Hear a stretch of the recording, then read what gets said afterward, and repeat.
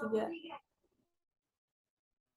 Salam sejahtera buat kita semua. Perkenalkan kami dari kelompok 5. Terima kasih untuk Bu Aulia sebagai pengampu mata kuliah pendidikan kewarganegaraan.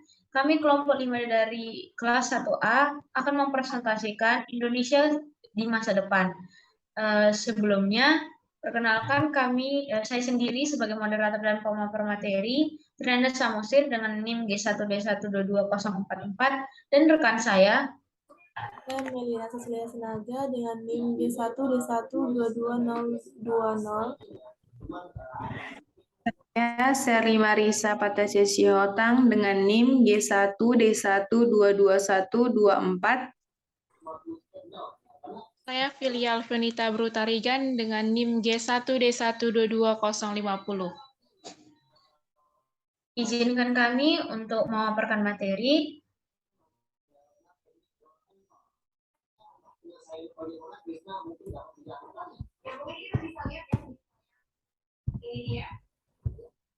Ini adalah teknik yang jadi ini slide ke-34 ya.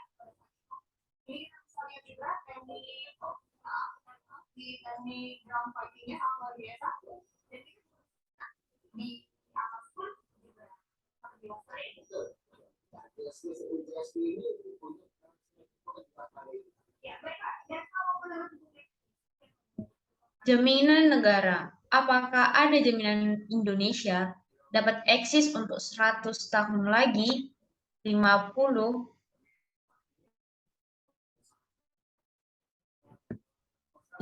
atau 20 tahun lagi? Atau bagaimana pendidikan kewarganegaraan menghadapi tantangan masa depan yang tidak menentu ada kepastian? Satu-satu jaminan yang dapat membuat Indonesia tetap eksis hanyalah generasi muda. Pendidikan kewarganegaraan berperan dan berkedudukan dalam membentuk karakter nasionalisme karena di era milenial sangat dibutuhkan usaha keras dalam menghadapi hal tersebut. Pendidikan kewarganegaraan yang dimaksud untuk membentuk peserta didik sebagai manusia yang cinta tanah air, dan pendidikan kewarganegaraan ini sejalan dengan misinya sebagai pendidikan yang membangun jiwa bela negara, pendidikan multikultural, dan pendidikan anti korupsi. Sektor pendidikan harus bersifat dinamis terhadap berbagai keterampilan yang dibutuhkan untuk komunikasi global. Di masa depan, teori bukan satu-satunya bagian dari pendidikan kewarganegaraan. Ada implementasi kehidupan sehari-hari yang berperan sangat kuat. Pendidikan kewarganegaraan sangat penting karena pendidikan merupakan landasan komitmen moral yang kuat dalam kehidupan global. Oleh karena itu, di masa depan, urgensi pendidikan adalah model pengembangan kewarganegaraan global berstruktur global yang berakar pada budaya dan kebangsaan.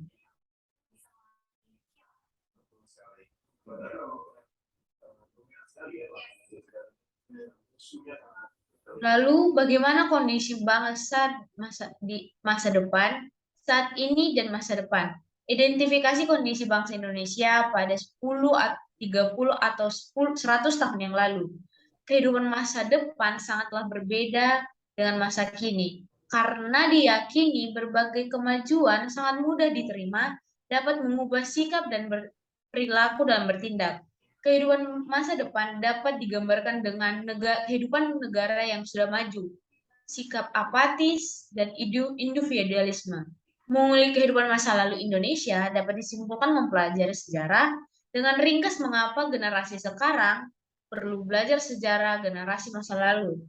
Kehidupan 94 tahun yang lalu bangsa Indonesia mempunyai karakter yang kuat dalam membangun negaranya, memiliki kepribadian yang baik, semangat nasionalisme, serta berjiwa sosial. Contoh utamanya, Sumpah Pemuda 28 Oktober 1928. Hal ini memberikan sejarah, kontribusi dalam pemahaman moral, dan mewujudkan warga negara yang baik. Selanjutnya akan disampaikan oleh teman saya.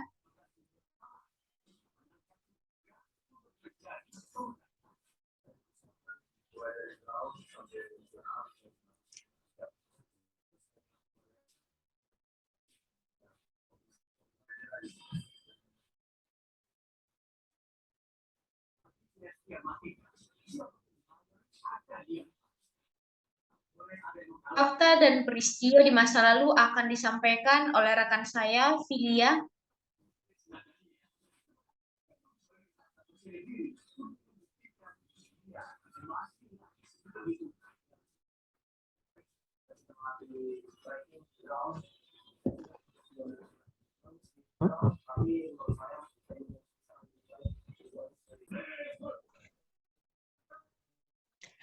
Fakta dan peristiwa di masa lalu yang berupa proklamasi, Sumpah Pemuda, Bandung Lautan Api, dan Kebangkitan Nasional oleh Budi Utomo. Yang terjadi di masa lalu yaitu berupa kontribusi langsung, jiwa nasionalisme, dan menciptakan sejarah. Dan fakta masa sekarang yaitu berupa acuh dengan sejarah, cenderung bersikap santai, minimnya pengetahuan akan perjuangan pahlawan di masa lalu. Apa perubahan dalam pendidikan kewarganegaraan? Perubahan yang terjadi itu pada peserta didik tidak lagi tertarik dengan sejarah yang ada dan mengharuskan pengajar mengajak menerapkan nilai-nilai moral demi tujuan pendidikan kewarganegaraan.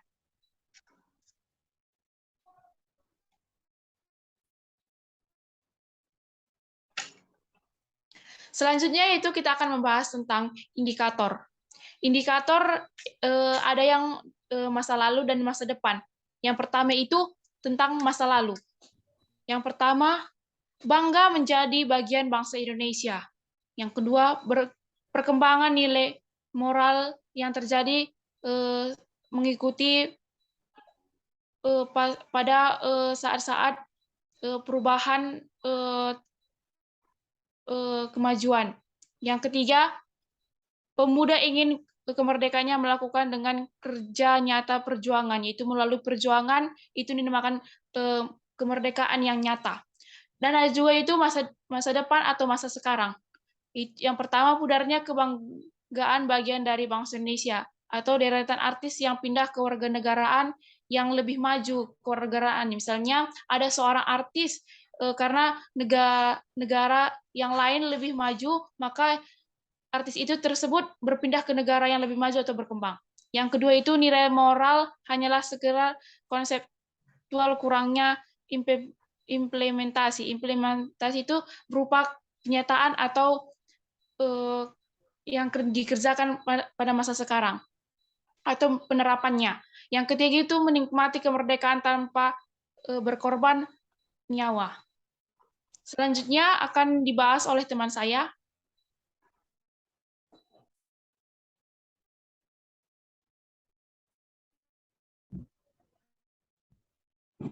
Selanjutnya kita membahas mengenai prediksi bangsa Indonesia di tahun 2045.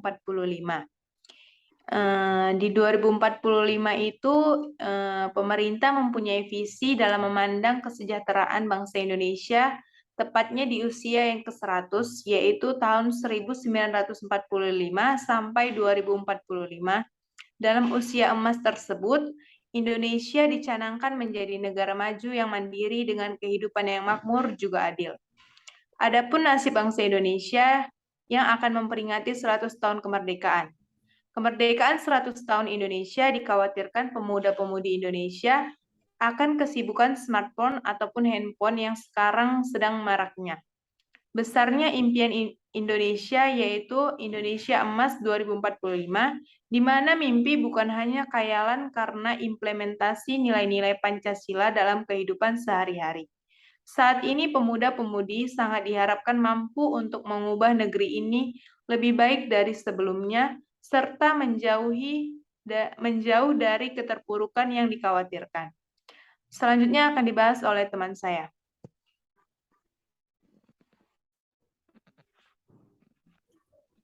Selanjutnya adalah tuntutan, kebutuhan, dan tantangan bangsa Indonesia di masa depan. Yang pertama itu tuntutan, seperti sumber daya manusia yang berkualitas dan pemetaan sumber daya manusia. Untuk kebutuhan sendiri, adanya tenaga kerja dan lapangan kerja. Selanjutnya, untuk tantangan, terjadinya perubahan jenis kerja, sikap dalam menerima globalisasi.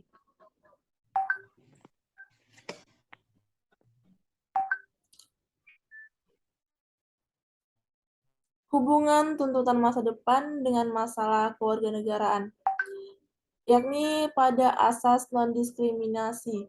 Diharapkan dalam ketatnya persaingan harus tetap dilandasi asas non-diskriminasi. Yang terakhir, dampak pada kewajiban dan hak warga negara. Sebagai warga negara, sekaligus objek bonus demografi, berkewajiban mengikuti segala arahan serta berhak menjadi bagian suksesnya bonus demografi. Saya kembalikan kepada moderator. Baiklah, berakhirnya pemaparan materi tadi, setidaknya kita sudah tahu apa yang akan terjadi di Indonesia untuk masa depannya dan hubungannya dengan pendidikan kewarganegaraan. Kiranya presentasi tadi atau ilmu yang tadi dapat berguna dan dapat kita implementasikan untuk kehidupan kita sehari-hari. Anak kecil ketawa cekik-cekikan karena dia menonton Ninja Hattori. Sekian dan terima kasih saya haturkan untuk sudah sabar menyimak materi. Sekian dari kelompok 5, terima kasih.